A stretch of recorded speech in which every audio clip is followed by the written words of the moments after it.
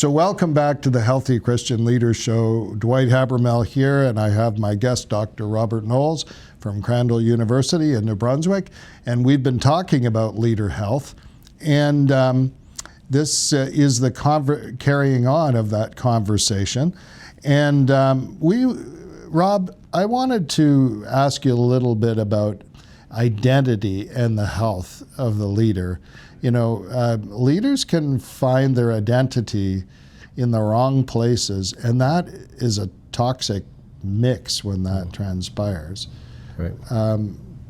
Tell us about that. Yeah.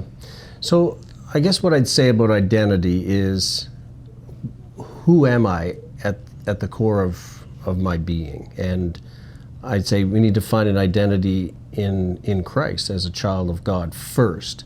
And it's not that I am known as a pastor or a Christian leader in whatever ministry God calls me to. So the importance of knowing that whether or not I had a role, that doesn't change how God looks at me. Now, He may choose to use me in a certain way, but I don't find my identity in the things that I do or what people think about me or their expectations of me or who they think I am. You know, if they find no wrong in me or think that I only do things well. I mean, that's sometimes rare, but you know, sometimes there are people that just put you on a pedestal, so to speak, and we can't live up to that. So the identity of the strength of a leader internally that feeds the external and what we do. So I am a child of God. I find security in that. I know that He loves me. I need a lot of grace. And therefore, because I'm a recipient of grace, I can extend grace to others in caring for them as a leader. I'm not out to control them. I'm not out to, you know, prescript for them and have a prescription for their life that they have to be like me, or I let God work in their life. I'm free to do that. That God is the one who converts, or God is the one who makes the changes. I can't do that, but I can be an instrument to encourage that and to draw that forth, yeah. Well, you've shared a little bit there about the outcomes or the aftermath of leaders who find their identity in the wrong place. But what kind of things have you seen over time that have been, you know, consequences of misplaced identity? Right. I think the identity of I have to live up to certain expectations can lead to burnout, for instance.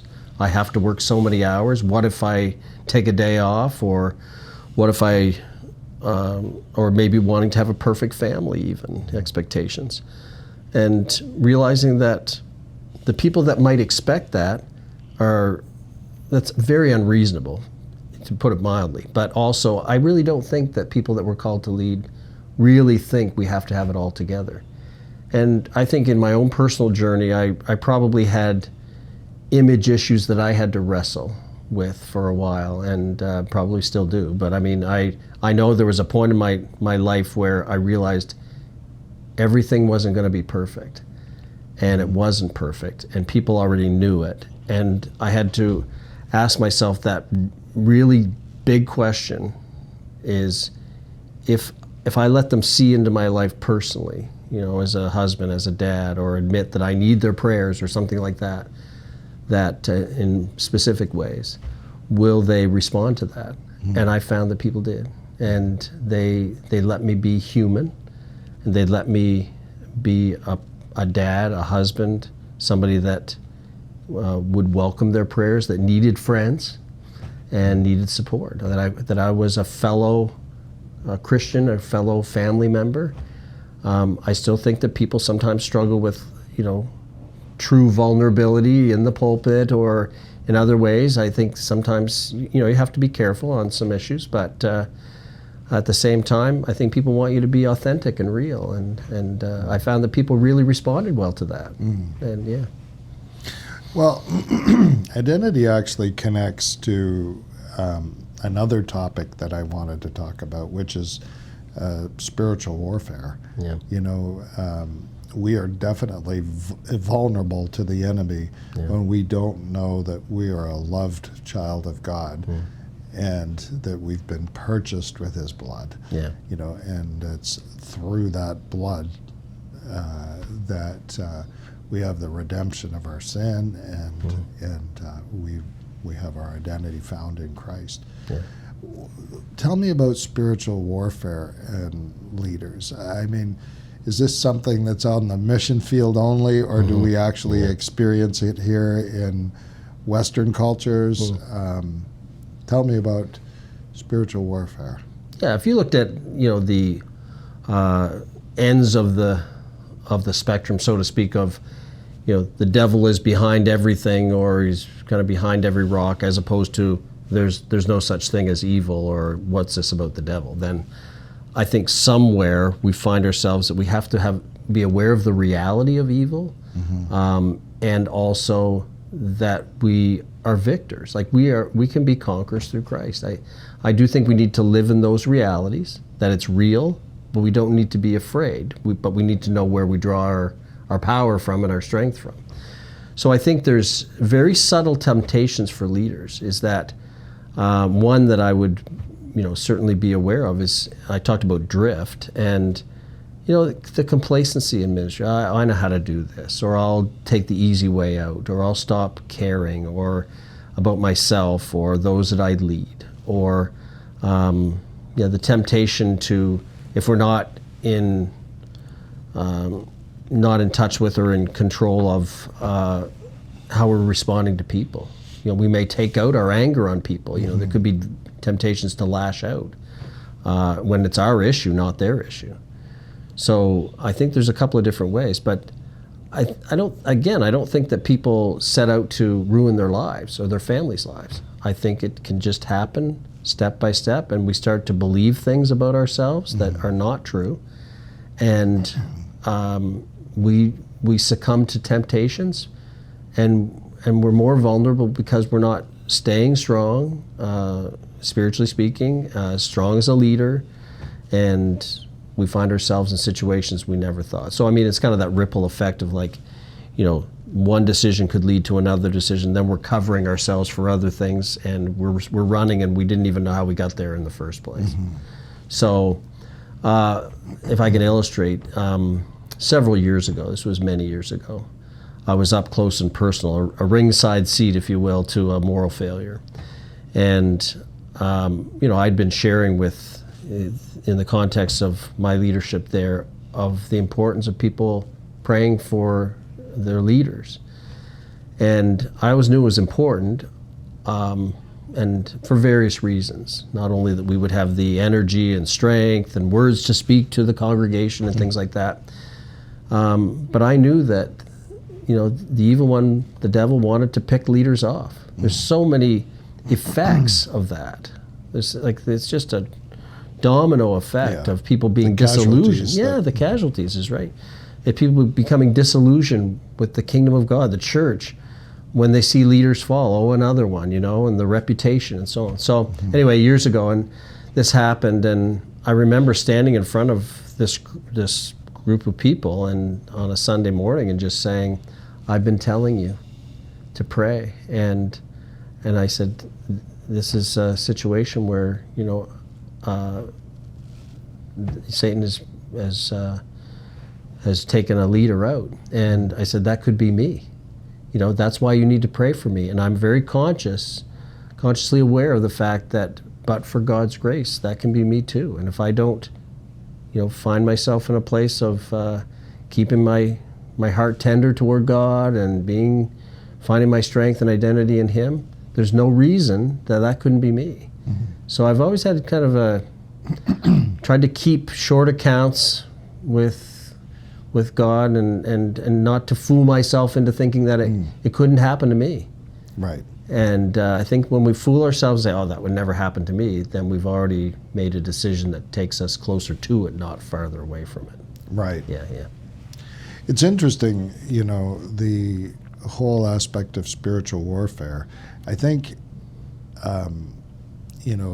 we don't recognize that we often carry unresolved spiritual conflicts. That, there's a bit of an idea, come to Jesus and everything will be okay. Right. But what Jesus actually demonstrated was, come to Jesus and you need to be ministered to. Right. And we as leaders, again, I think there's that challenge that we need to be lifelong disciples and continue the growth of maturity and freedom and experiencing more of that abundance every day in our own life. Yeah. And when that journey stops, it's like there's no park or neutral gear in the Christian journey. There's forward and reverse. Yeah, that's right. It's but now when leaders have experienced, a moral failure or some other type of failure in leadership, what kind of steps can they take to be restored? Yeah. I know in the work that we do with our particular board that I mentioned earlier is depending on what has led to it or how much people take ownership for these things. I mean, they vary. But we want to get to the root of why you got there in the first place. What were the steps? When did you stop caring? How did you make yourself open to where you ended up? It didn't happen overnight. And so we try to so that involves many times counseling, involves accountability back to other people so that, they're speaking into their life. We require, in many cases, people to fully step back from leadership responsibilities because there's a certain rush or adrenaline that comes from being in front of people, being noticed. Again, if that's your identity, that you're the leader, right, and you never fully step back from it, you've never had time to process it. So we say, step back, nothing. This is a time for you to come to grips of how you ended up here and to be ministered to find your way back. And if people don't submit to the process, we don't go down the road with them. I mean, there's got to be a point of humility where we really take time to think it through. And that doesn't happen in a day or two. Sometimes that's many months until they're ready to be a strong leader. Yeah. If a leader says, yes, I agree, I need to step back, I need to submit to this process, what does that restoration process look like once they intentionally step towards it? Yeah. So we, in our situation, we would, again, have somebody from outside as a counselor. We would probably assign a mentor. Sometimes we just assign if they're husband and wife, we would say, we just want a mature couple to come along. You have no accountability to them. It's just to be a friend. It's just to be a mature Christian support.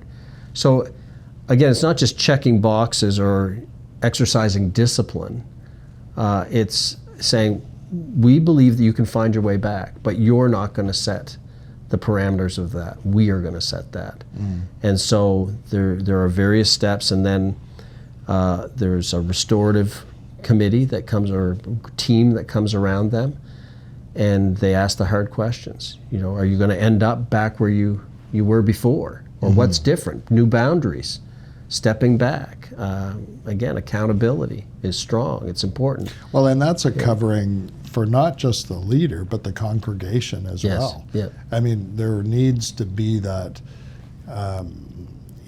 mutual shepherding that goes on when something of that nature happens. Yeah. So as we said, the fallout of that. It's not just, I'm good to go again because I've dealt with it.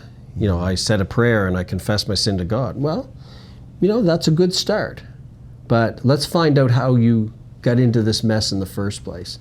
And let's care about you enough that we don't want to see you go there again.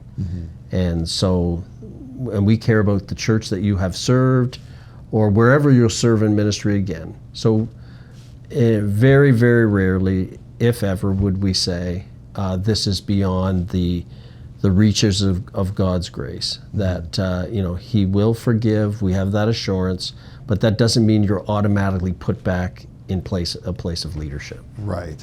Yeah, right. It has a special trust, a special platform that should be taken seriously. So, Rob, what everyday practices can leaders implement into their life to safeguard themselves from leadership pitfalls? So let me kind of break it down in a few different ways. One, I would say, is just personally or physically. So I talked earlier about how that we take time to eat, and actually maybe that's a time of a break in our day where we actually sit down instead of on the fly, moving to the next meeting or something, and we take time to just relax. Or maybe it's with our family to make a point of a dinner around the table. I mentioned sleep too. I know for me, if I don't get enough sleep, I'm not fully engaged in talking to people, whether it's a meeting or something that's important to them. For some leaders, it's in counseling or thinking about the future and visioning and things like that. Exercise is a good stress reliever as well, like those kinds of things. So I think the physical area is important. The spiritual. They seem small, but they're big. Yes, I mean you can be energized as well. Like even just some fresh air with a good walk, things like that, can just cause us to step back from the responsibilities, and it can set the tone. We can pray as we walk, of course, but there are things we can do to just kind of, even if we have our earbuds in or something and listening to something that would uplift us to give a good message to start our day. Another thing would be in feeding our spirit, to pray through our day or take times when we know that we're praying, concentrating and listening and so on, as well as, obvious other disciplines that are important in the life of a leader. And then I think another thing which might sound a little, I don't know if it sounds strange or not, Dwight, but I always like to have things when I'm not with the people that I lead, if that makes sense. So I have hobbies, okay? Some people like to golf, some people, like my hobbies are outdoor hobbies. I like to hunt and fish. So for me, when I'm doing those hobbies, when I'm engaged in those activities, many times it has nothing to do with church, it has nothing to do with leadership. Many times I don't even share with them what roles I have. I'm just a friend. I'm just who I am as a person. So it gives me a chance not to perform tasks. I'm just with people who I like to be with, and I don't have to be somebody. I don't have to carry out, tasks or check boxes. I'm just a person, and to me that's really important. I've built some excellent friendships over the years with common hobbies and interests that had nothing to do with the church, nothing to do with, Christian leadership. Well, it was good for me. One of the things that happens too in our own minds when we do that is we recognize that there is a world outside of this place that I work and serve in so many hours in the course of the week. Yeah. And when the world's that God has created is much bigger than your local church. Yeah. There's a health that comes to that. Yeah, that's right. Because I think one of the things I've learned over the years is, my calling is much bigger than, and my life is much bigger than what I do. Yes, absolutely. Day by day. Yeah, for sure. Yeah. Dr. Robert Knowles, great to have you here, Rob. Thank you so much for sharing some of the things you've been discovering and learning and your insights. It's been great. We'll look forward to having you again another time. Thank you. Here on The Healthy Christian Leader. Thank you. My pleasure. Well, thanks for joining this conversation. I trust that you were encouraged and challenged by the stories and experiences that were shared today. Would you join us next week? You can find new episodes weekly in video form on the Aaron Ministries YouTube page and in audio form wherever you get your podcasts. Aaron Ministries is an interdenominational network of friends in ministry with a mission to foster healthy Christian leadership. Check out our website, aaronministries.com, for more information and resources and on how you can donate to our ministry and potentially start a healthy Christian leader gathering in your area. Until we meet again, may you experience the Lord's blessing, grace, and peace. I'll see you next week.